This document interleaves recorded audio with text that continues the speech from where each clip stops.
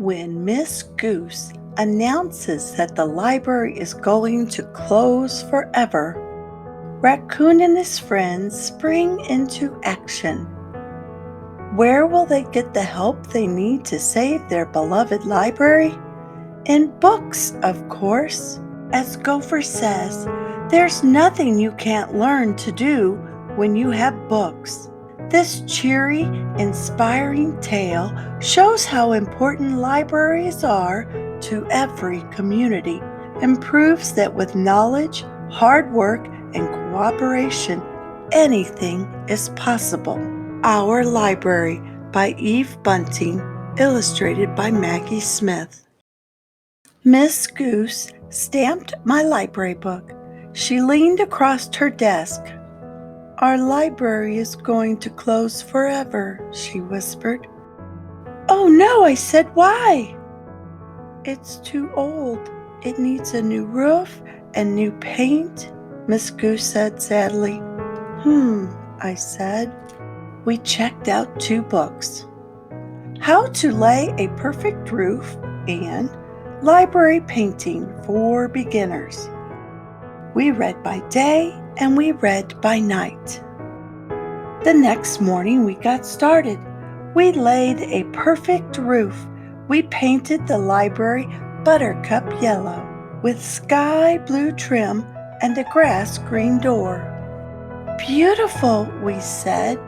"It is beautiful," Miss Goose agreed, "but it takes a lot of money to run a library. We don't have a lot of money."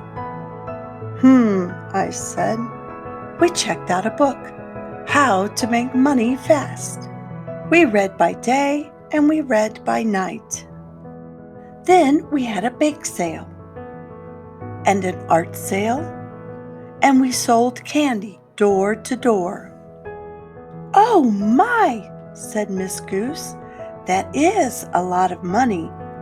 But Goat owns the ground the library sits on, and he wants it back. He can sell the land for even more money." We were flummoxed. "How will we learn without a library?" Mouse asked. "We'll be ignorant," Skunk said. "And an ignorant skunk is a very sad skunk indeed." I said. "Remember that it's the library we love, not the land it sits on. Let's find a book." How to Move from One Place to Another. We read by day and we read by night. And then we looked for the perfect place for our library. "We're going to move it to Buttercup Meadow," we told Miss Goose. "Oh my," she said. "Old Beaver owns Buttercup Meadow. He's a grumpy fellow, and he won't want to give up that meadow. His little grandson plays there every day." I rubbed my chin. You say he has a little grandson?" Then and there we checked out 2 books. Read to your grandkids. How to Speak Wisely and Well to Grumpy Old Beavers, new and updated. We read by day and we read by night. We looked at the pictures. We thought hard. Then we went to see Old Beaver in his lodge on Puddle Pond. "What do you want?" he asked. He was grumpy, all right.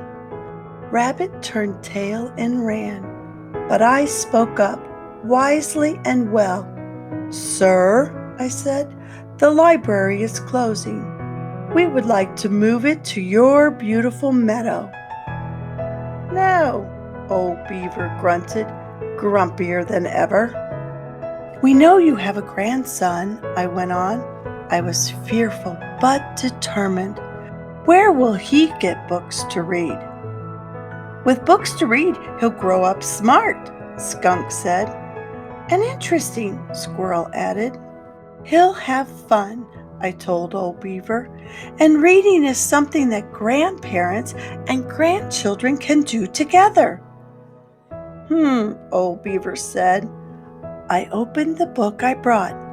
"Look." Old Beaver peered at the picture. "Those are ducks," he said. "A grandfather duck and his grandson," I said. "And there's a baby chipmunk with his grandma." Old Beaver scowled. "No beavers?" "Not yet," I told him, thinking quickly. "We could send a picture to the publisher." We waited. Old Beaver slapped the deck with his broad, flat tail. We waited some more. At last he smiled. "Oh, all right," he said. "Let me get my grandson so we can take a picture." The next day, all of us and some grown-ups too got together and moved the library. Our library now sits in the meadow.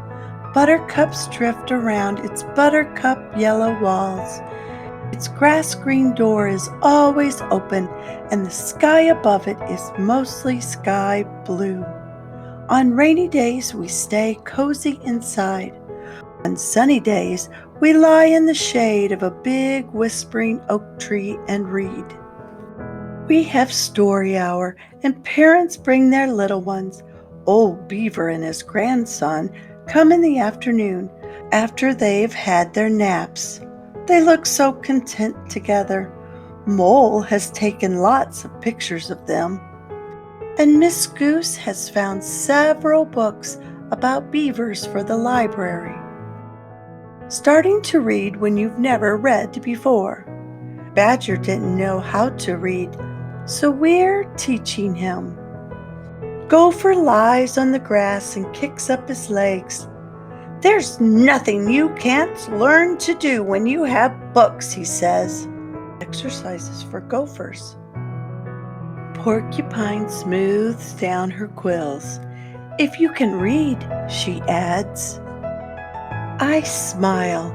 It's even better if you have a library. Hello, friends.